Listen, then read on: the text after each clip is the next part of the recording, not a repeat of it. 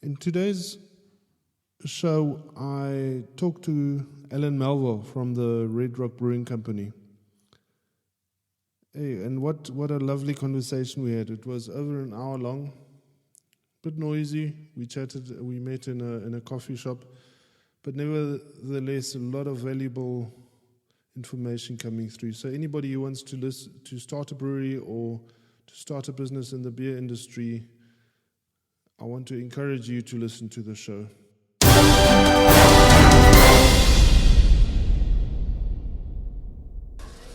Today I've got Alan Melville with me. Alan is probably the biggest rock star in brewing in South Africa at the moment. Even Alan didn't like that.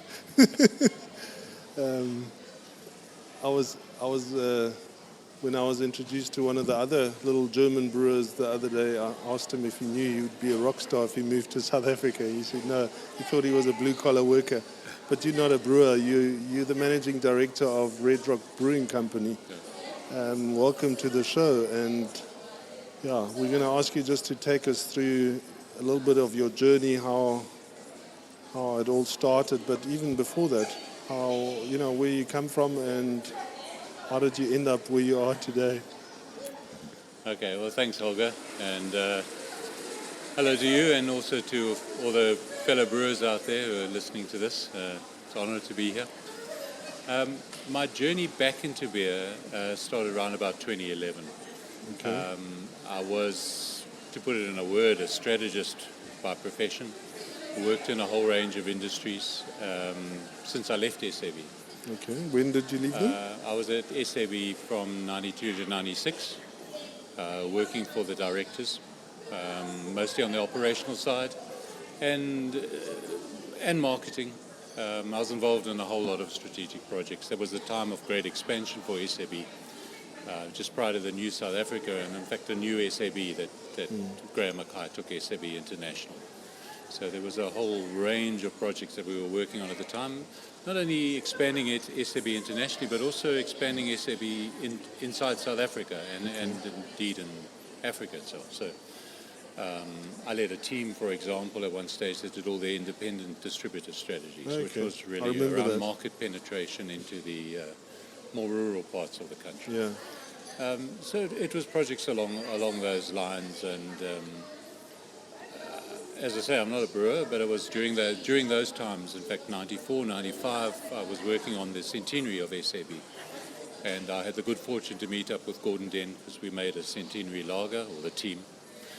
And Gordon was chief brewer at the time, and we met and we've stayed friends ever since. So after SAB, I worked and consulted back to SAB till around about 2004, when I then opened with a few friends of mine a sports marketing business. So completely jump around. I mean, I've been many things in my life. I've been a writer. I started off studying for the Catholic priesthood in Pretoria, then went on to the mines and worked on the mines for a while in training, started writing at the time, from writing into radio, from radio into television. Oh, really? And when I joined SAB, I was a television director, producer, scriptwriter. I didn't expect this to come out. Yeah, well, you asked me. Yeah. So, a very interesting history. So, after I left SAB, I consulted back to them, but I consulted in a whole range of other things, including wastewater, water management, distribution. I've had a very long association, for example, with Colgate Carriers, where I've assisted with managing some of their transport and logistics businesses. So in 2011, within 1 week, I got 2 phone calls. One from guys who had bought Napier Brewery, or were in the process of buying Napier Brewery down in the Western Cape, and saying, can you come down and give us a hand? And another one from guys in Johannesburg who were going into the beer distribution business. And so I said to Sue, who you know, my wife, the gods are telling me something. We both very much believe in a concept called synchronicity. You know, when everything conspires to push in a direction, it's probably a good thing to follow that direction. So So yeah, I had a good look at the beer industry through those two ventures. Was able to assist a little with both of them, and said, the beer industry is calling me back again. Yeah. And first person I called was Gordon, and said, Gordon, we're going to embark on this venture, and do you want to be a part of it? I need technical people to help me design the brewery, to design the beers. And Gordon then put together a team of retired SAB specialists, you know. And was Gordon, just tell us who Gordon is. Well, Gordon was chief brewer at SAB. Yeah. Gordon Den was chief brewer for a long time. He then became international technical director when they moved internationally. So Gordon was the guy who led their sort of charge into Europe and wider. You know, so if they were buying a brewery in Poland, Hungary, Czechoslovakia, China, Gordon was the guy who went out and did the work with his team. Okay. And changed it to the SAB way of doing business, adapted their processes and things. And that's where he finished his career. When did But he wasn't retire? quite finished because Gordon then went on to become president of the International Institute of Brewers in London for a couple of years. So, yeah, I was very fortunate. I'd met him and we'd retained a contact, mostly through golf, not through beer. So Gordon then agreed to come on board, which for me was fantastic because it meant I had access to the highest level of brewing knowledge. That's where it all started. Okay. Yeah. You know, And what was the timing then? What sort of timing was it? that was around about 2011, 2012. And that was the time. One of the things when we started mentioning to people we were going into it, people said, well, can you brew beer? And I said, well, I can't, but Gordon can. And they said, well, can the chief brewer of SAB make a craft beer? And as Gordon chirped me, he said, I don't know, can the captain of a jumbo jet fly a Cessna? Can he? Well, yeah, I suppose the jury's out on that one. But, No, I mean the pilot. So we set out. I mean, we developed Brickfields, which you'll remember as a brand, and that was to prove to ourselves that we could make beer, to prove to the industry that we could make beer, but more importantly, to prove to investors that we could make beer. Okay. Because by then we had a dream. My dream always included some form of contract brewing in Johannesburg because I knew that was a weakness. Being a strategist, that's where the market is, and that's where the Cape brewers in particular needed to penetrate, and beer, as you will well know, doesn't like to travel. So it was always part of the plan. And so we started. I mean, the original plans were for a 20 hectoliter brewery, and then it became 30, and then it became 50, and then it became 150. So, but Gordon was there right through, and together with one other person mainly who had been an engineer at Rosslyn Brewery, been part of the team that built Rosslyn Brewery, a guy called John Cluett. So John did some of our original engineering. So we had access to people that, with skills that, you know. Yeah. So from the beginning, you weren't. This wasn't going to be a small thing. No. Well, you know, dream big, and maybe if you only make it halfway, it's kind of, you know. So I've always lived by that. If you can dream it, you can do it. Yeah. We had a dream. We were very fortunate. We attracted investors quite early on.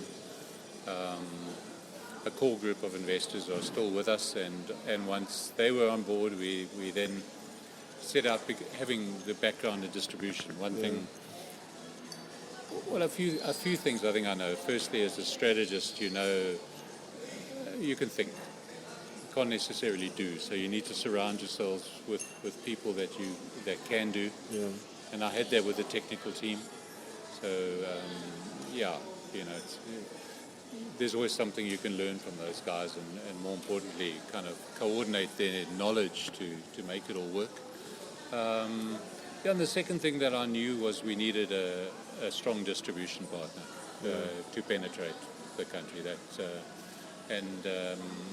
We were very fortunate through Solly Kramer from Norman Goodfellows introduced us to Tim Hutchinson from Douglas Green. And so that immediately allowed us to dream big because we knew that we could sell big and we could distribute big. And before we go down that discussion, just, maybe some lessons from, how do you raise funds when you got nothing? You obviously started a brand, you contract brewed it at a couple of breweries, and that proved that you had a business model and that you could make beer and sell beer, or didn't you have to sell beer? No, we still had to sell beer. To prove a point. Yeah, we had to sell it. I suppose life's too short to drink bad beer. Yeah. So we had that in place, but you still got to raise money, and the basics of building a business. It doesn't matter whether you plan to make soap or whether you plan to make beer or something more exotic. You've still got to have the fundamentals of a business plan in place. We were lucky also, I was lucky to be introduced to Brendan Grundling from Standard Bank quite early on, who was doing a lot of the modelling for Standard Bank on the craft industry and whether it was something they should be in. And but obviously I'd always been involved, not only as a strategist, but as a business developer in putting businesses together. So, I had that background. So that wasn't new for you? Yeah, so... and we sort of met for the first time, I think it was at the Joburg Festival of Beer. That's right. The one that's from the Cape. Yes. Martin's one, the one. Yes. Okay. Yeah. And then we met again at Capital Craft, I remember. Yes. And you did look a little bit lonely. I wasn't that lonely. Sue, my wife, was with me, so it wasn't that lonely. But we were, that first Capital Craft funny, actually was a huge lesson for us. We were put around in a corner, and it wasn't a lonely corner. It was actually a very busy corner because we had the Belgian beer company next to us. Right next door, with a long queue. With a very long queue. In fact, we sold 11 kegs of Brickfields that day. And we sold probably 9 of those kegs to people in the Belgian queue, waiting an hour for their beer. Yeah. So, that was an important lesson. I always remember, I often tell the anecdote of somebody coming up to me at that fair and asking me, why are you here? And I said, well, we're selling beer. And they said, yes, but why are you selling a lager? Yeah. And I said, well, that's what we have. And they said, but a lager is not a craft beer. Yeah, okay. And I knew then there was a lot more work to putting together a beer business than just having a nice name and having even a decent product. That you really had to come with a total package. Yeah. And included with it marketing and education, telling people that beer's more than what you perceive it to be. Yeah. But it's also an important lesson, and we've tried to do that with Red Rock. We try to make beer that people want to drink rather than beer that we want to make. Okay, and we've got and I think it's been part of our success, but it's also been one of the things we've been criticized for. Yeah. Before you go down there, tell us a little bit then, Solly Kramer, Tim Hutchinson, and that. How long did that kind of take for you to pull that off? That relationship actually gelled very quickly. Okay. Yeah, it was very quick. We met for lunch a couple of times, and it was instant that this was a relationship. This was going to work. That was going to work. Yeah. So, and one often knows that straight away. Yeah. And look, I could say to the people out there listening, we went down many blind alleys. Okay. We went blind down many well-lit alleys. Because you make it sound easier than it was. Sometimes we didn't even find the alleys, I can tell you.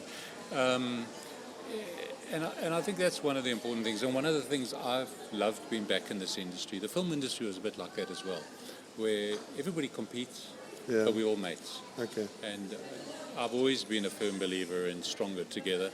Yeah. A bit of a cliche, but I do think it's true of the craft beer industry in South Africa. We are stronger together. Yeah. And the number of people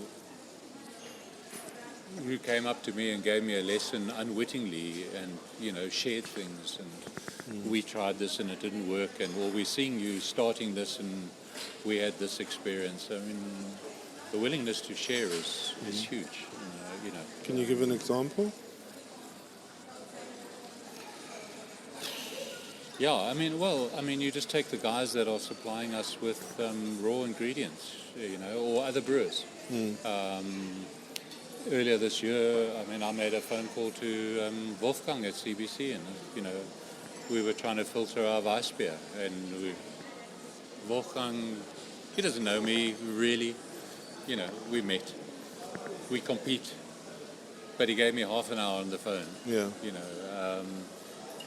And there's numerous examples of that. The guys that sell ingredients, they don't just sell ingredients, they sell knowledge and they sell expertise. Yeah. Sometimes one just has to listen, It- even yourself. Yeah.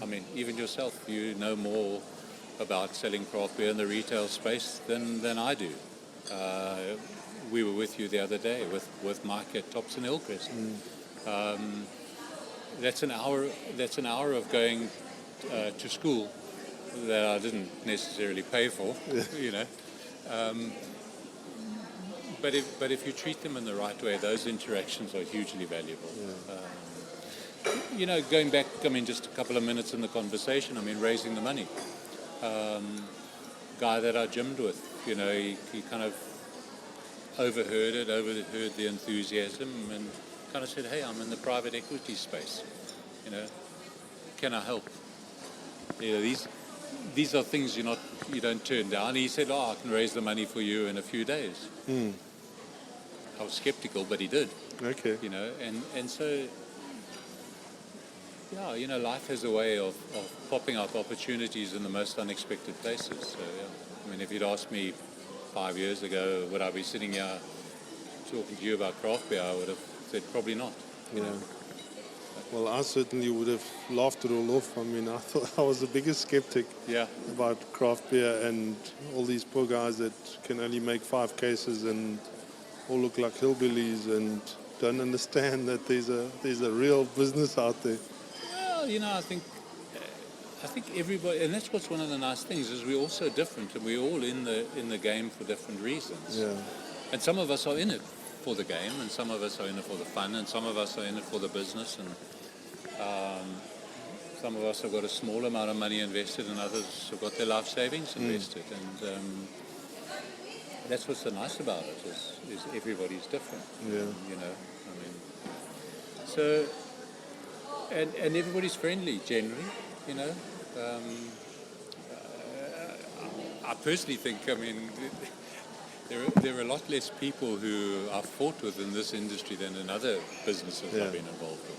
Or, maybe people are just more compliant in this industry. But I haven't. I had good fun, We're down here. I'm down in Durban at the moment. We've been going around, seeing the local industry, talking to them, not only talking to them to see if you get big enough, come and contract brew up at Red Rock, but also just learning, understanding the Durban market, or the KZN market, and nobody's yet said to be piss off back to Joburg. Yeah. They all just open their hearts and their minds and talk. Yeah, you mentioned Wolfgang. I can clearly remember when I did research for the beer book, I had appointments with quite a few brewers, but not with Wolfgang. And when I landed in Cape Town, 1 or 2 of the brewers said to me, "Oh, sorry, we're too busy to see you." When I messaged Wolfgang, he phoned me and said, "Dude, can you come and see me today?" And I said, "Sure." When I arrived, showed me everything, and he said, "Where do you want to go next?" And I said, "Well, I've heard there's a little brewery in Franschhoek." He said, "Come, let's jump in my car and I'll take you there." Yeah. Unfortunately, his phone rang and he swore and he said, "Shit, I should have put my phone off," and it was an important call and he had to get out. But he was prepared to take me to introduce me to the brewers in Franschhoek. Yeah. Which, he's got a business to run and he was prepared to do that. And I think, there's a lot of those guys around. Well, I think so. And internationally, worldwide, there's 2 sides to the industry. And we're both sides. We make our own beer and we sell our own beer, and then we also contract brew for other people. Yeah. And that's not just a business opportunity. It's enabling other people to get into the industry. I'm a firm believer in assisting people. We had a Red Rock last week. We had the IBD meeting, at our offices. We opened it up. I mean, we've got a big space, and we want to support the industry. But a lot of the smaller brewers, they arrive with their bottles of whatever, and they want, because that's part of that opportunity, that socializing and having other people taste it, and it's important to share learnings, I believe. It's not just the commercial side of it. The industry is we're not fighting each other. I honestly don't. I mean, sure, at the sales front, I mean, my sales reps are going to fight as hard for a share of the Gravity fridge as anybody else. Hopefully harder. But when it comes to the other parts of them. Yeah, hopefully there's more of it. But when it comes to sharing knowledge and making good beer, because I think that's at the end of the day that will be the success of the craft industry. It will be the fact that we all make good beer.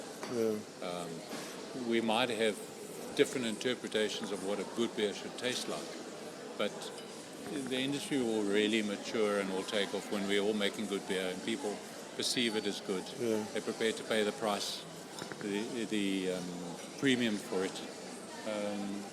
And we'll all be at different premiums. We'll all be at different price ranges. But for now,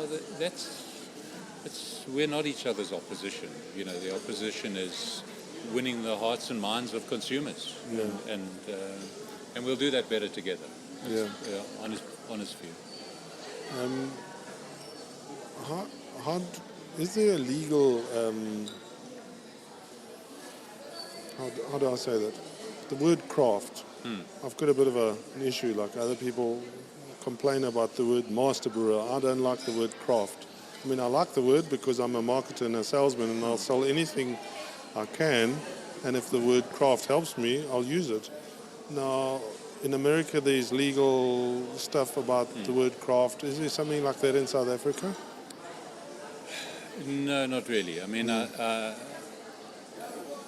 we at Red Rock are not regarded by many people as craft. We're seen as a bit of an industrial mainstream product. The product is deliberate.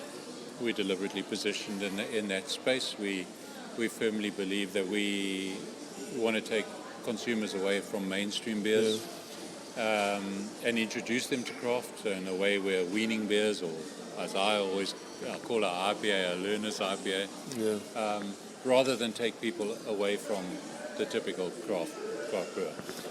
But there's no definition per se. I mean, I think in America it depends upon what size Sam Adams is at any one stage. So he's kind of the... Yeah, I don't know whether they're 6 million barrels or something ridiculous. Can't remember what the exact number is. But yeah, look, I mean, we are in world terms small. Of course. And I mean, just what you sell is also small. Just because you've got a big brew house doesn't make you... Well, my view on big, and I say to my staff all the time, is don't be seduced by big. Because big is just that. It's just big. Big doesn't make anything better. Better is better. So, we're bigger than other people. Are we better than other people? Well, the consumers will tell us.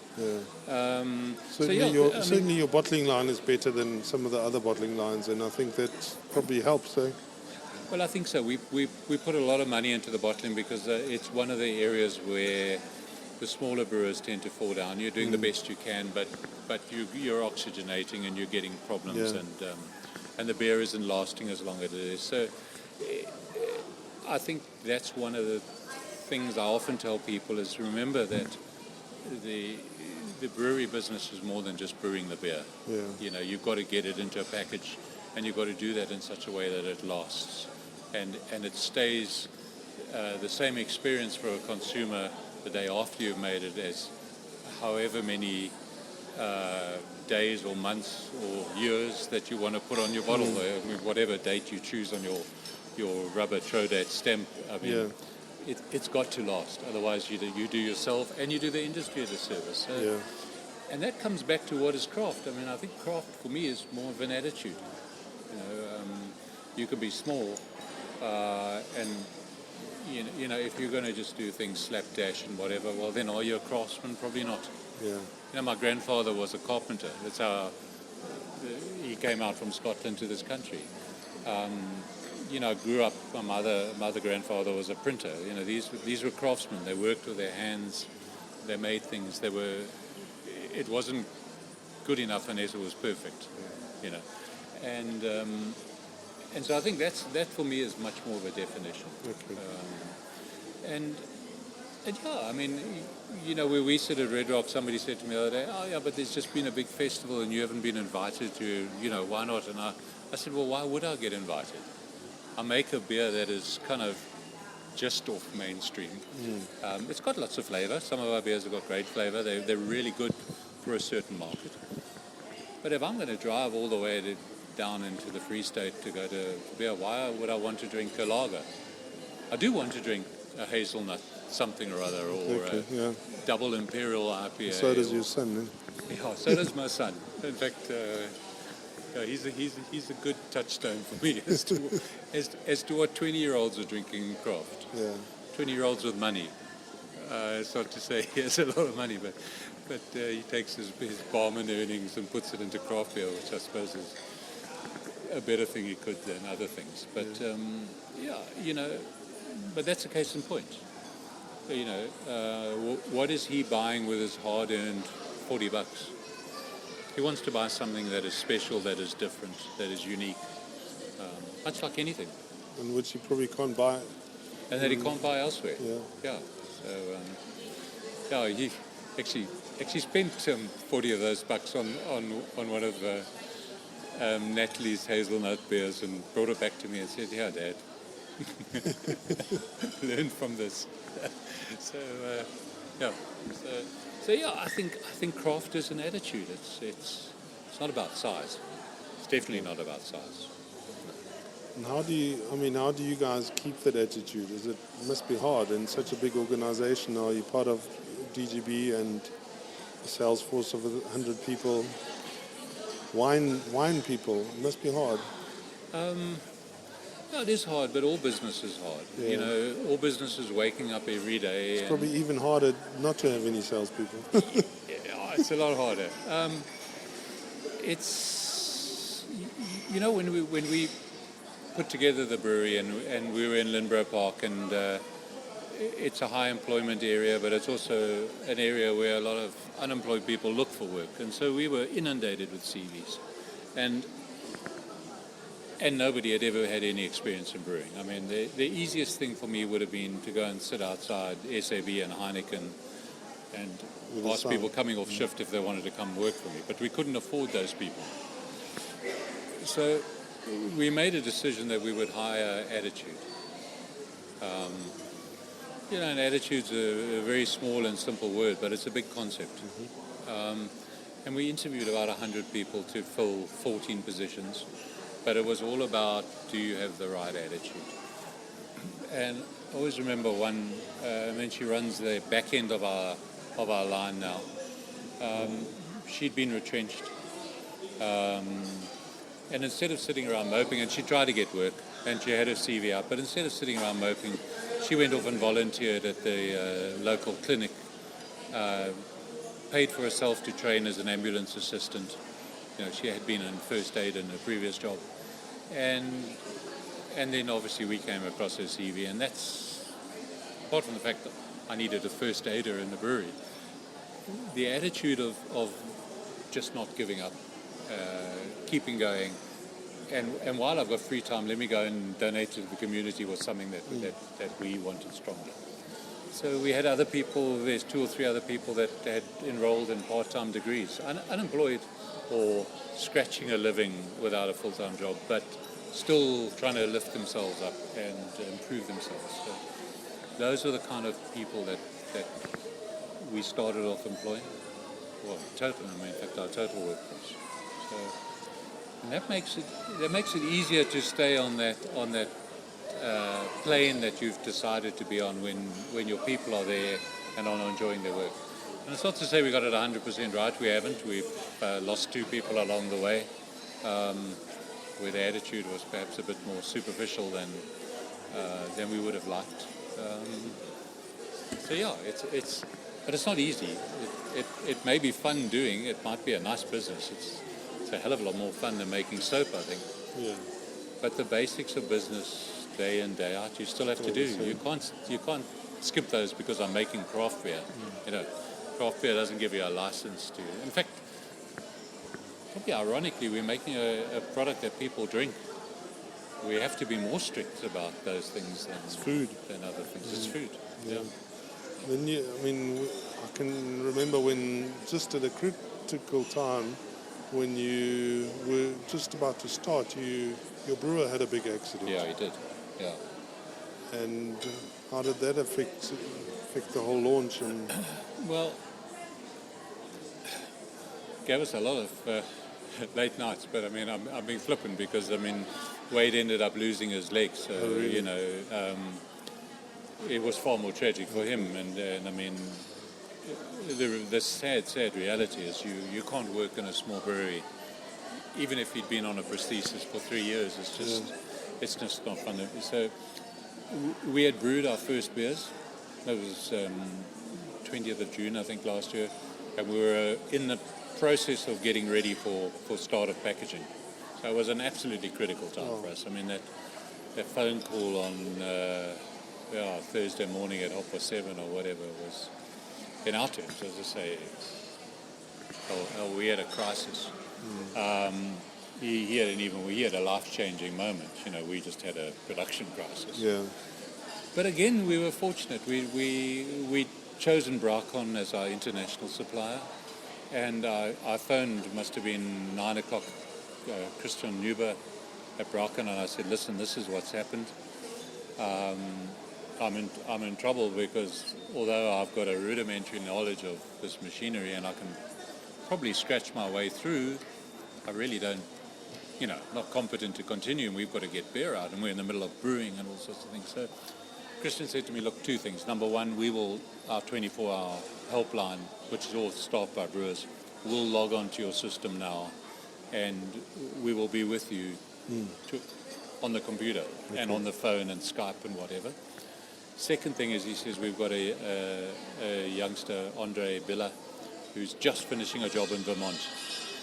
He finishes tomorrow. We'll put him on a plane tomorrow, fly him to Munich, train him on Sunday on your system, and put him on a plane to you on Sunday night, which they did. okay. So Monday morning, Andre was with me, and he was there for 3 weeks, quickly doing some catch-up training for myself and everybody else. And it's not something that Gordon could do.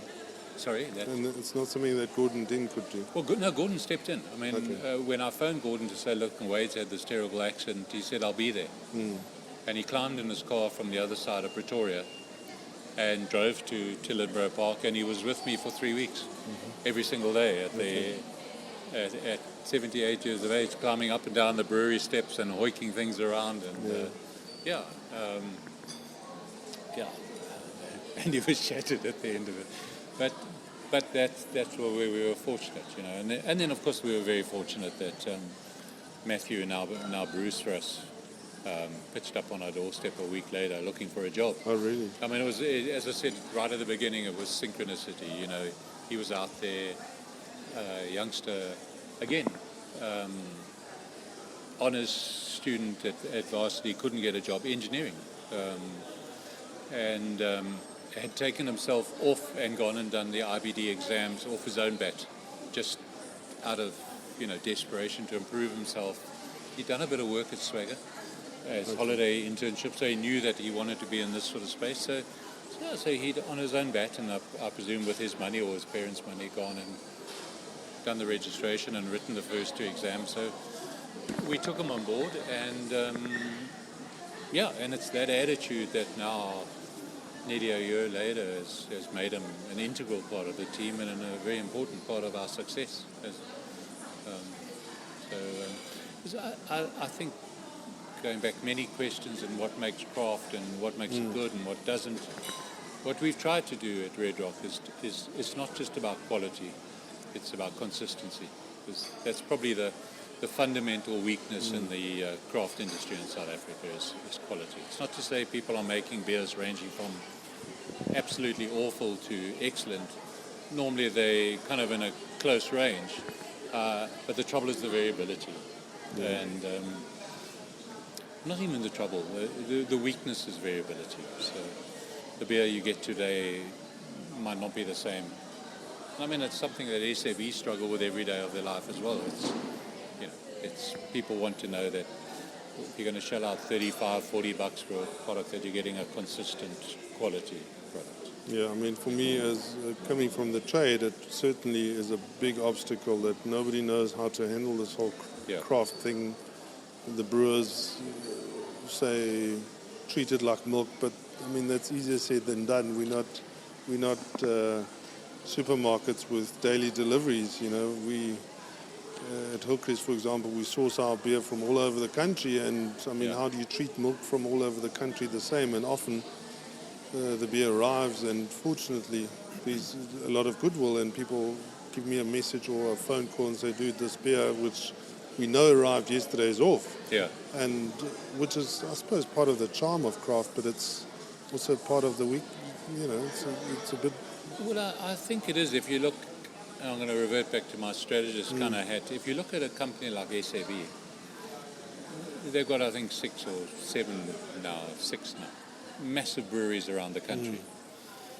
Now, if beer was something that could be made in a central place, huge central factory like we want to do in this country with Eskom and whatever else, they would have done it. Yeah. But the reality is beer is a sensitive product. It doesn't like to travel. It doesn't like to be bounced around. It doesn't like extreme heat. Doesn't like much, actually. Yeah. And we're all trying to take beer out of its own comfort zone. We're all trying to go for national distribution or as wide a distribution as possible. Whereas, as you'll know, the American craft industry is very successful at a local level. Yeah.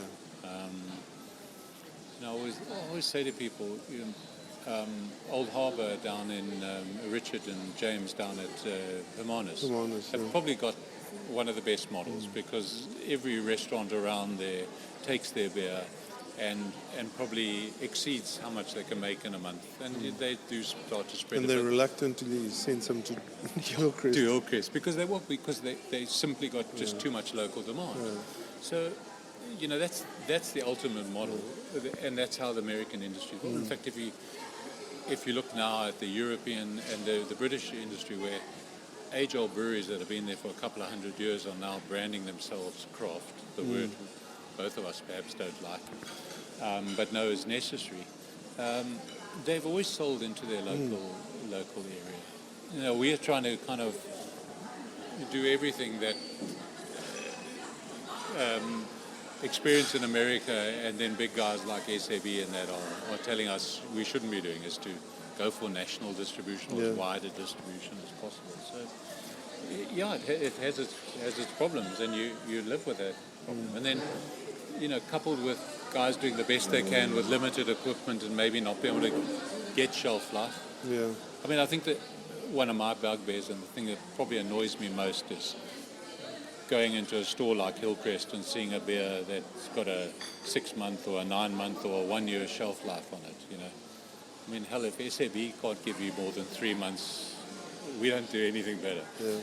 And it's not to say everything they make is better, but there are lessons that you can do. Yeah. And all you know with those beers is they're going to sit on the shelf and somebody's eventually going to buy them and have a bad experience and say, I don't like this craft stuff. It's horrible, or it's off, or it's always off, or,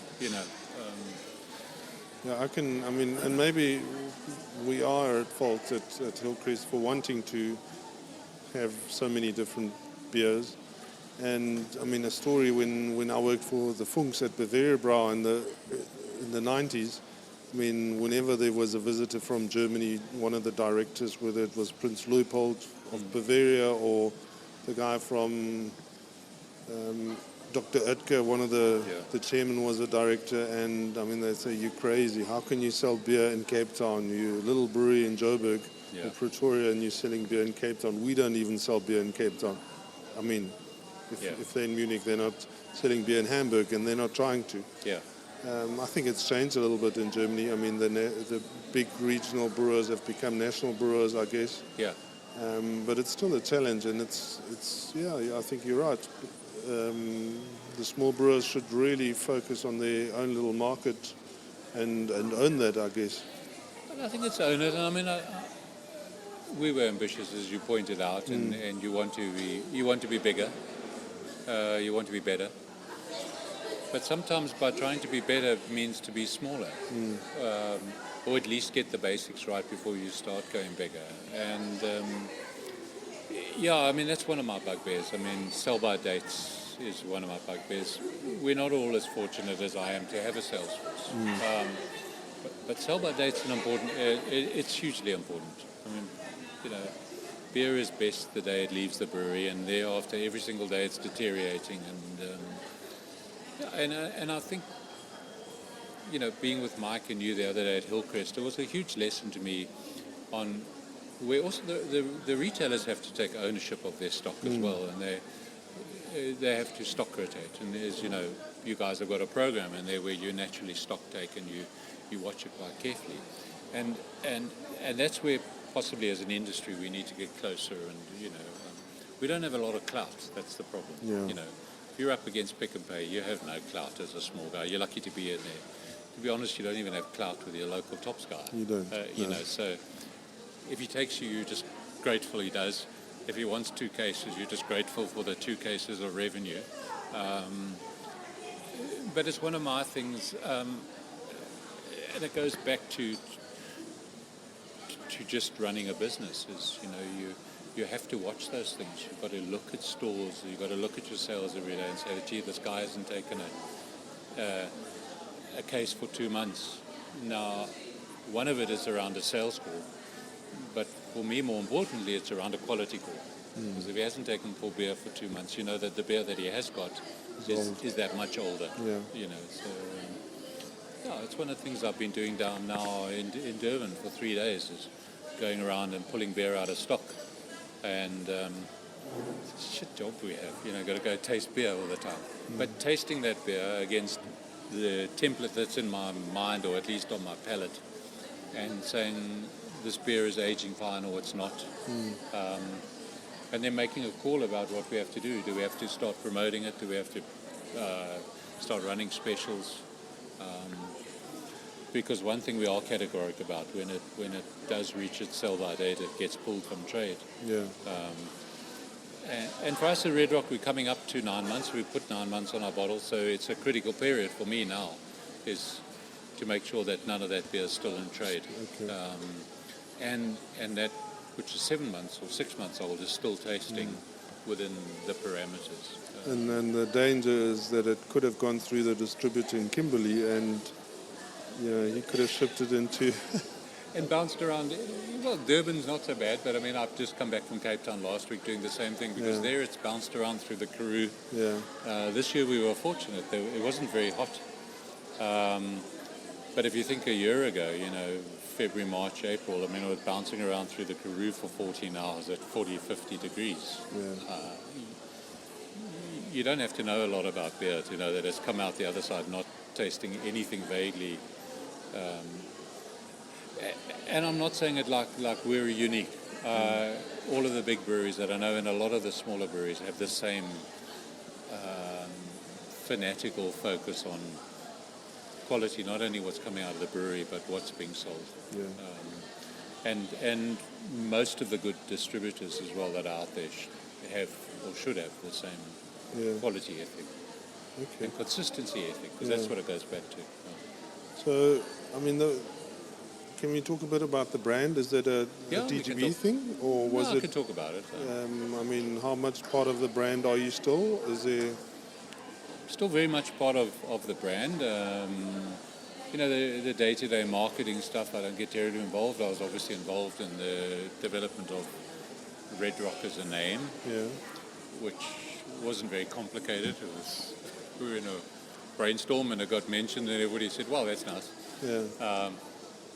We hadn't yet done the Google search to work out there was a big one in Salt Lake City. But anyway, we decided that wasn't too much of a problem. Actually, a small one in Devon and in the UK as well.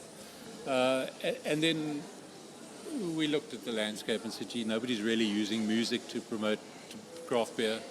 And I've always enjoyed music, and everybody else seemed around the room, and the agency seemed to enjoy music. So we kind of went down a a musical theme, and everybody threw their 10 cents in a hat, and then the marketing team kind of took it and ran with it. We ended up with our 5 rock and roll themed beers, and and so our core range will be that, and we may go in different directions in the future. I did the beer development, obviously, with Gordon. Yeah. We knew what we wanted to make. Okay. We knew what we didn't want to make as well, which was equally as important. I learned an interesting lesson when I was at Devil's Peak the other day, where Russell said to me that the success of their IPA is probably one of their biggest weakness, because they don't want to be seen as an IPA brewing company. They want to be seen as they want to sell lager. Yeah. And most people drink lagers. Now, you've been criticized in social media and everywhere else about what you call your learner IPA. I learned IPA. And I mean, how's that going forward? Look, I think in terms of our brands, I mean, we're unashamedly more towards mainstream than perhaps the traditional craft. I mean, the Devil's Peak Blockhouse, not my words. I mean, Professor Charlie Bamforth from UCLA, at the IBD meeting in Mozambique a couple of years ago, said one of the top 10 IPAs he thinks in the world. Probably something I concur with. Californicator from Woodstock is one of my favorites. Yeah, but then I'm biased. I've got a very close relationship with Andre Woodstock. A shameless plug, but I've just been down the road here in Durban at East Coast, and their new IPA is very nice too. Look, I think guys are making good beers. Yeah. That's what I said. We had to decide what beers we wanted to make, and we also had to decide what we didn't want to make. And what we didn't want to make was an IPA like that. Not because we have anything against them or don't like them as beers. Can you just say you can make it if you want to? We can make it if we want to. Watch this space. Watch this space. But what we wanted to do was make something for the typical mainstream drinker who's heard about craft. Maybe he's tried a Blockhouse and said, wow, that's way too far out there. Yeah. In fact, funny enough story. I mean, Q, my national sales manager, comes from SAB. And during his induction, I was kind of taking them through various beers, and one of them was Blockhouse. And it's the closest I've come in a tasting to have somebody spit it out. Okay. Q will kill me for telling the story, but it just wasn't in his palate or his expectations of what a beer could possibly taste like, and so we set out to make beers that would just move people an incremental step away from mainstream. Okay.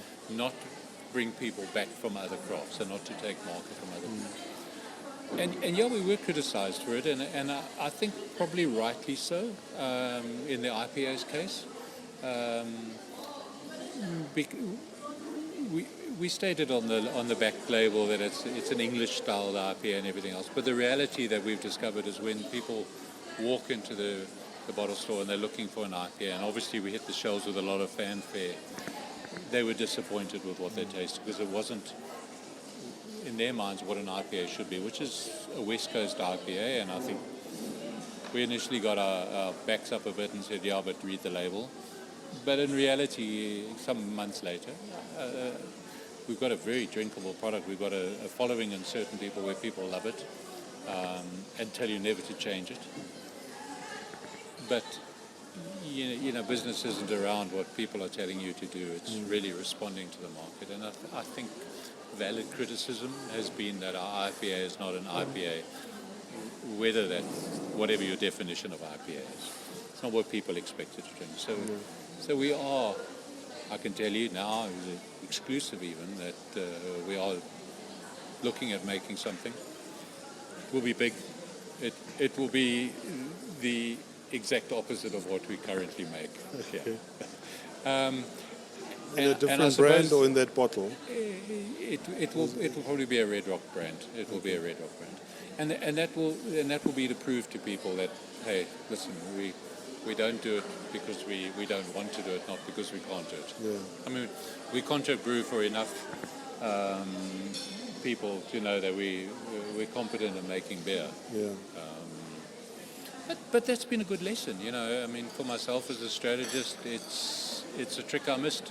Yeah. It's as simple as that. Can you tell us how many contract brewers, or for how many people are you contract brewing? Can you drop some names, or is it confidential? I can't really drop names because we are under confidentiality agreements. I mean, I think it's common knowledge, but let your listeners rather go to the common knowledge pool. But we set out to brew for most of the big brands in the country who didn't necessarily want to ship their beers to Joburg. Okay. And essentially the additional cost of brewing with us covers your transport, but the beer comes out fresher and unbounced and et cetera, et cetera. It's a no-brainer. Yeah, so all of the big guys. I mean, and you have to be fairly big to contract brew with us because we're a 15,000 litre batch. We are doing some work now on the brewer house and on some of our brewing processes to look at maybe getting it down to a slightly smaller batch. We know the brewer house can do it. Our obstacle's the lauter ton.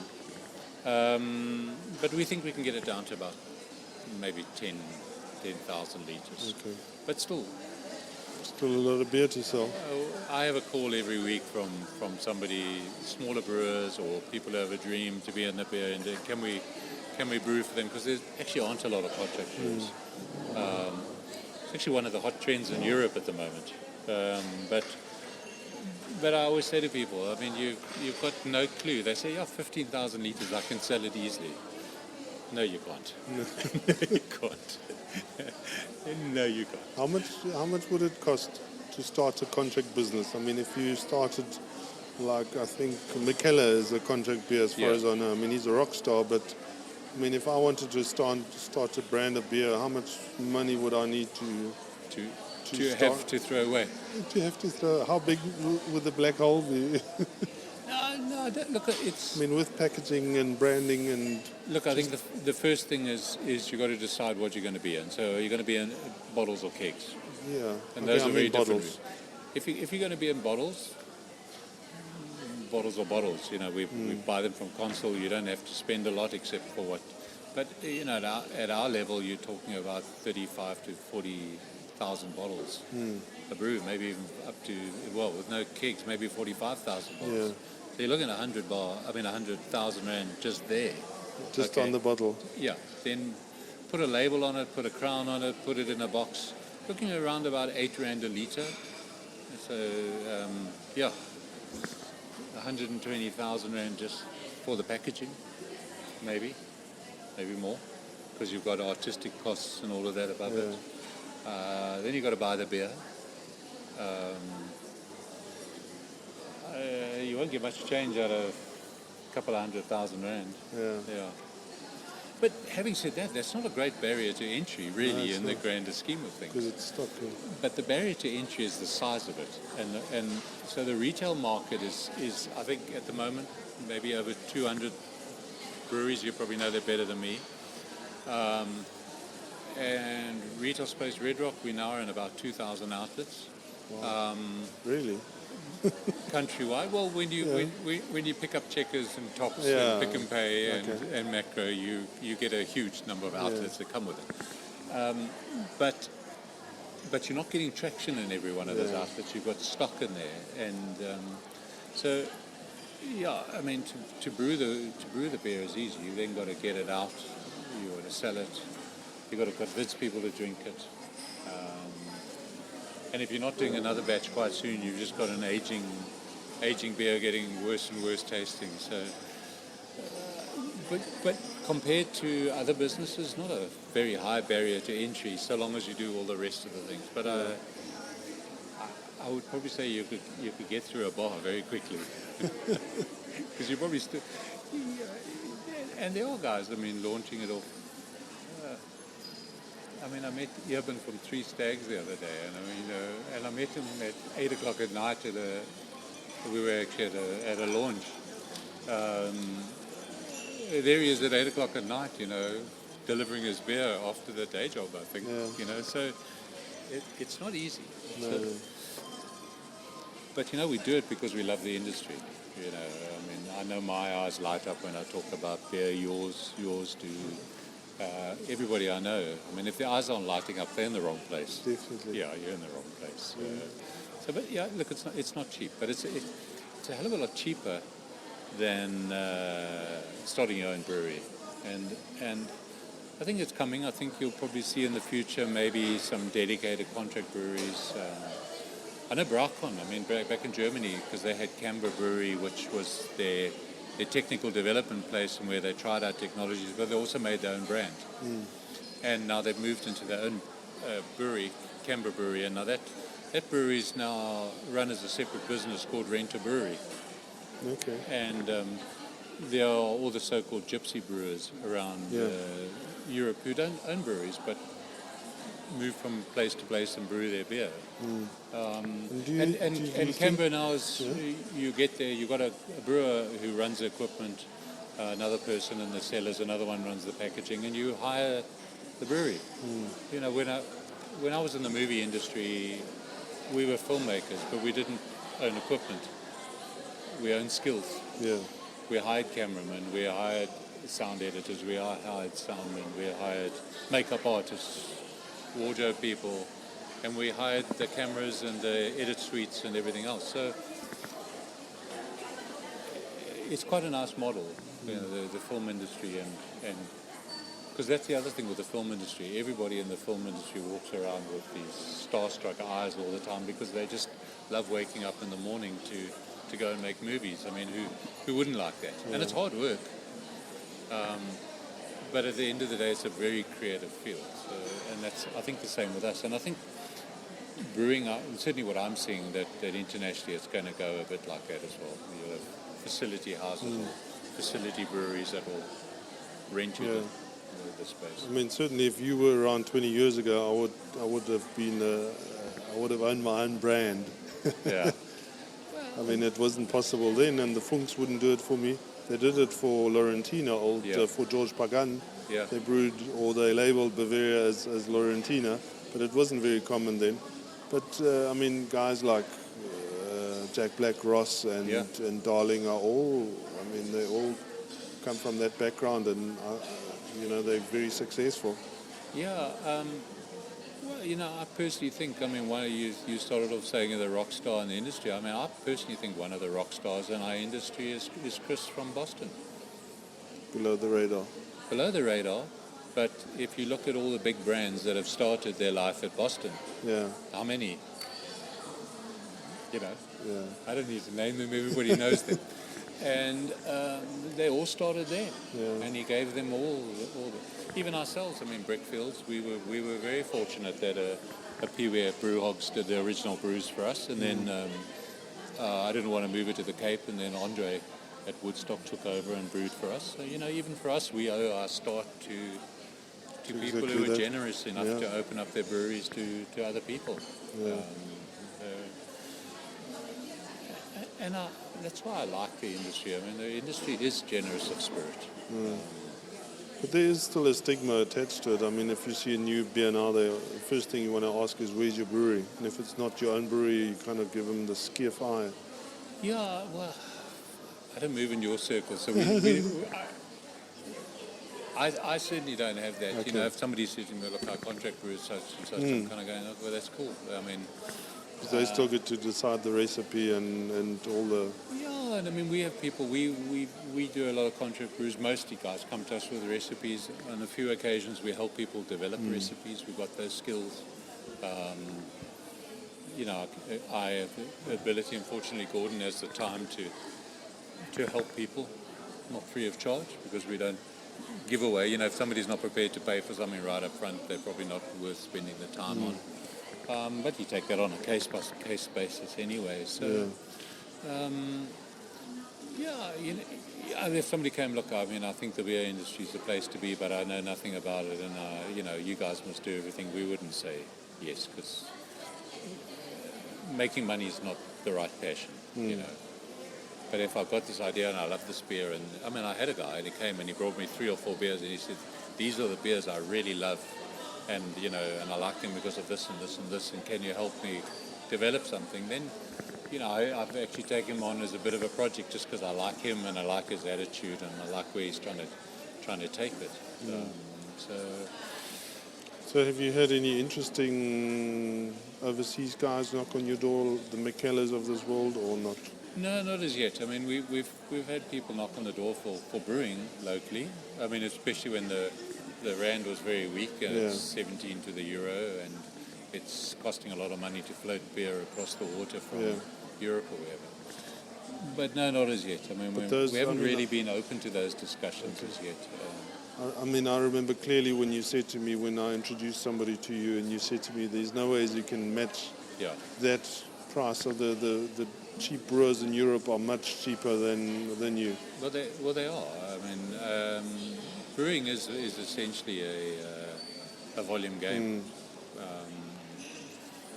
And I think, unfortunately, because we don't generally brew in high volumes, even ourselves, I mean, even at 15,000 litre batches, we're still not at volume. No. And when you think of the smaller guys, you're definitely not at volume. So your beer tends to be expensive. Because it's expensive, it ends up being sold expensive, and that then limits the volume even further. And so you live in this little self-fulfilling prophecy. And at some stage you have to break out of that and kind of decide where you want to be. If you're going to be premium and super premium, then you have to deliver a super premium product. But you can't just say, because my cost of production is expensive, therefore I have to sell it at a premium price. Life doesn't work like that. Retail doesn't work like that. And consumers aren't that stupid. You work in the retail space. So I think that's going to be one of our challenges going forward, is how we bring down cost of it. We are at the bottom tip of Africa. We're a long way from the major markets for our raw materials, for our equipment. So it's expensive. Our cost of production, like anything, is expensive. So all your ingredients are imported? Ours generally are. We use imported malt. Obviously, we use SAB hops. Okay. They're great quality. Really great quality. And is it much I don't have the cheaper? same view about their malt, about SAB's malt, but SAB's hops are superb. And half to a third of the price of international hops. But we import that. Obviously, we import our yeasts and all the rest of it. Yeah. And in terms of the brands, where are you finding tractions? Is there one style that's selling better than the others? Look, our lager is probably more than twice any other brand. Okay. It just is. Still easy to sell a lager. It's easy to sell a lager. It's not easy to make a lager. No. Going back to my Capital Craft thing earlier, where people say, why are you a lager? Yeah. It's not easy to make a lager. There's nothing to hide behind. So it's probably the hardest beer to make, and it's the one that really says, it's the one that earns you your third stripe on your arm. And South Africans love it. We like our beers cold, especially in Gauteng. Cold, refreshing, take away thirst. But we get traction in the strangest places. I mean, as I said to you, I've just been down now in Scottburgh, in a pub, and the manager says to me, we can't get enough of your Weiss beer. Really? Yeah. But that's been another lesson, Holger. I mean, we've seen a massive uptick in our Weiss sales since SAB launched Carvers. Can you believe it? And it's quite simple. SAB has used their marketing muscle to tell the South African consumer that there's this beer called Weiss. I mean, as people who are in the craft industry, we think everybody must know there's a beer called a Weiss, but the reality is 95% of beer drinkers don't know. So SAB has now done us all a favor of spending gazillions of rands on telling people about Weiss, by the way, it's cloudy, and you shake it and you do this and that with it, and, because it's cloudy doesn't mean it's badly made, which is what we've been trying to tell people forever. And as a result of that, so now people try it, and now they start experimenting, and now they say, okay, well, here's one called Steph Weiss, or here's CBC's Amber Weiss, or here's Red Rock's Bad Moon, let me try that. And so we've seen a definite uptick. Okay. Yeah. And I think the guys making flavoured beers, as Belgians with a long queue, saw the same thing on the back of SAB spending an absolute fortune on Flying Fish a couple of years ago. Telling South African beer consumers it's okay to have nachi or tangerine or peach or whatever in a beer. They're certainly the best sellers at the festivals, and I mean, also the local guys are. I mean, you can certainly see that all the flavoured beers at the festivals make up a big volume of the sales. Well, and it's the hot trend internationally at the moment.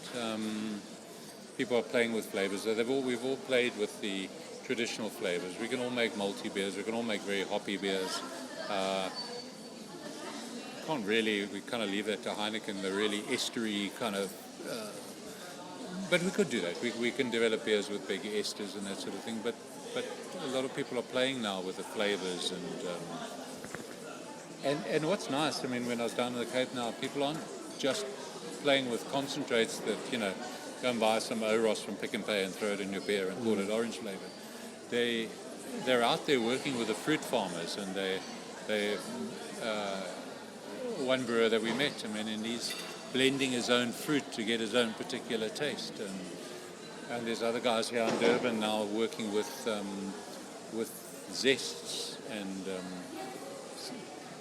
peels and trying different work with guys around dehydration and levels of dehydration, and so I think it's quite such an exciting industry. We've got so much to learn still, and the consumer's got so much to learn. So how's your draft beer going? Have you managed to get a few outlets? Yeah, we've got a lot of outlets. Okay. Look, draft is a tough sell, principally because of the real estate you need to secure. So pubs, you need 1.5 meters under the counter to put in a typical installation with the kegs and everything else. So if somebody's already in there, the sad truth is you've got to displace somebody or not. Yeah. And the big guys already have a lot of that space taken up. I mean, the big guys as a mainstream, but also the big guys as in the first movers. Yeah. I mean, first mover advantage in draft is huge. Yeah. So it's, I think from a business planning point of view, it's something we thought we'd roll out a lot easier than we have. But we've still got 100 odd installations our country. Well, some very successful, some not. Because draft has its own complication. You've only got so much. You've got a shelf life, and then you've got a shelf life once you've cracked it. Yeah. And you've got to get through it, otherwise. And it's very hard to tell a pub owner to now take it off the tap because it's been there for 7 days. Yeah.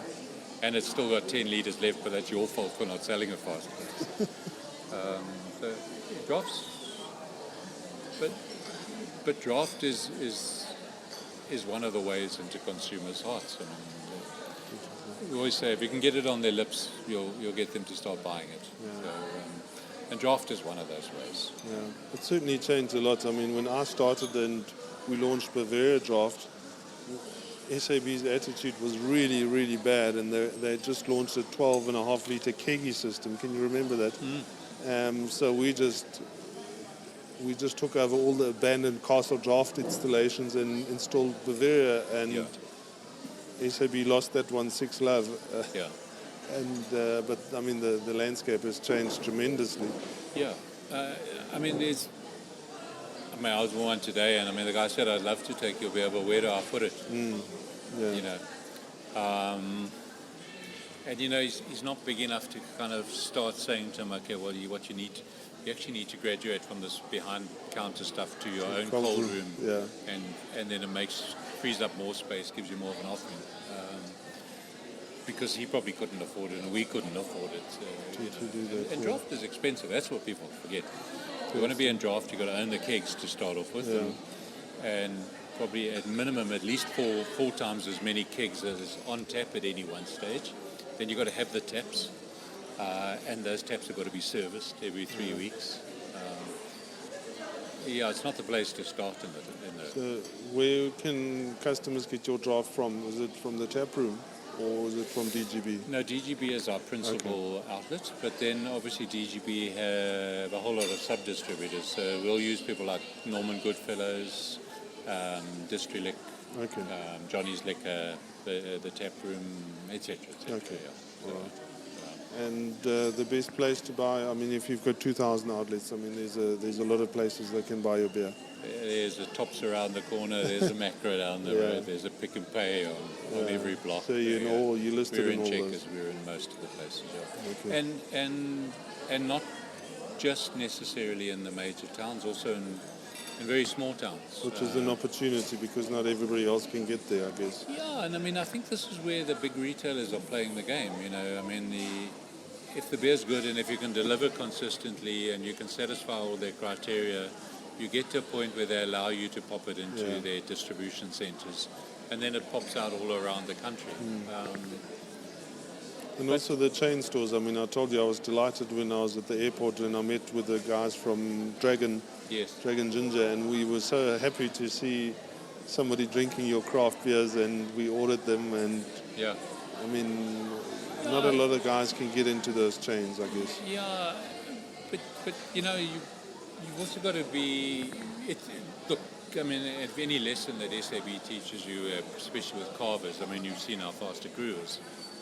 The first thing, I mean, if you take Porter's Classic 4Ps, it has to be at a place. Yeah. Okay. Before you start off with anything else, it has to be at a place. Yeah. Okay. Then you can start, with the right price and the on promotion and all the rest of the piece. But it has to be somewhere. It has to be there. Yeah. But I see a lot of guys. Wherever you've got it, you need to follow through with promotion. Not necessarily price. Look, your product's got to be good too. Of course. People, it's easy to pipeline fill. It's the trick is emptying that pipeline and then replenishing it and carrying it. And getting pulled through. And that takes a long time. Yeah. It's not easy. And are you getting any traction in the main market? We're starting to kind of play around there. I mean, if main market, look, certainly the so-called black diamond market, we see a bit of traction. Not main market per se. I mean, we haven't really pursued it, but we also know it's a price obstacle. Yeah. We contract roofs for some people who are playing around in that market, and it's a tough game. Yeah. When you say price is an obstacle, we're talking about R2 is a price obstacle. R2 a bottle. So, but again, there are guys in our industry who have gone very much for a volume at a lower margin strategy rather than low volume, high margin. If you want to play in that game, you've got to be high volume, low margin. And you must realize there's a whole industry built around distribution to those outlets. It's not as simple as there is no central distribution. Well, there is, but there isn't. So, and let's face it, we're only scratching the surface, even for ourselves, we're only just scratching the surface in terms of the total beer drinking population. So the main market is waiting, and that's why people say to me, why have you invested in this industry? Why do you have so much confidence? Because there's a long way to go for us. And as the breweries get bigger and as we start pushing out more and more and we get price down, we'll penetrate those markets. Very clearly, Thanks, Alan. And Okay. just to, before we go, which is your favorite one of your beers? of our beers. Or which style do you like? I mean, are you... I personally like our Pilsner, the Storm Rider Pilsner, but that's a personal choice. It's a very, very dry beer and goes exceptionally well with typical South African kind of braai foods. Yeah. You know, the greasy lamb chop and the boerewors and that sort of stuff. But I think as a style, probably, I think our Weiss beer is, as a crystal Weiss, is a very drinkable product, and it's getting a lot of traction, and not just off the back of Carvers. It's getting traction in a younger market who coming out of typical South African, and I've got my boys are 21 and 20, but they've all grown up on typical South Africa Coca-Cola, and their first drinks were Smirnoffs or the Alka-Pops and the sweeter side. So our Weiss doesn't necessarily deliver the sweetness, although we've got a lot of that typical wheat sweetness in it. But what it delivers is the absence of bitterness. Okay. Just enough to balance it, but not enough to have them screw up their noses. The typical reaction you get from a young girl, drinking beer for the first time. So we're finding a bit of traction in that. It's not a Germanic Weiss. No. Wolfgang doesn't like it. But it is, again, as I say, it's made with a specific purpose in mind. Maybe one day we'll make a Germanic Weiss. Well, it was wonderful talking to you. My Thank pleasure. you for your time. That was a really nice discussion, and I hope and I'm sure we all learned a lot from this. Well, I hope so. And I mean, I think key thing, and I say to everybody, our doors are open at Red Rock. I would like to position it as a centre of learning. So yeah, just come and visit us and have a beer, if nothing else. But you pop in with your questions. Yeah, you're not officially open as a tap room. No, we're not officially open. And you're open not planning to do that, no.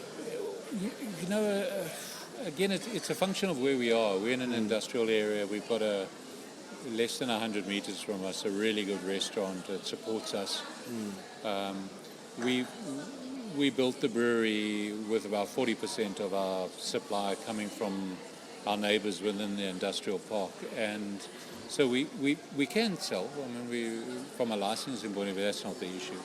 My view at the moment is just, apart from having the time, is around the fact that we've got the cafe up the road, and we should let them do what they do best.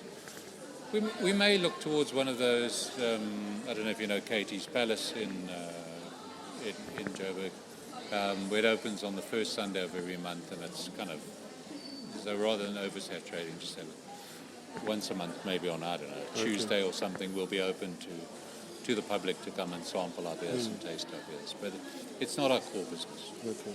I'd like to sell beer at 70 Rand a litre. Yeah. But it's not our core business just yet.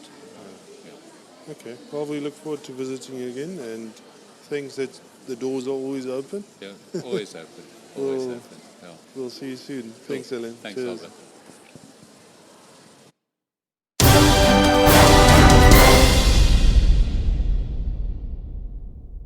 I was fortunate enough to be part of the launch at the Red Rock Brewing Company, where I had an opportunity to chat to all the DGB reps.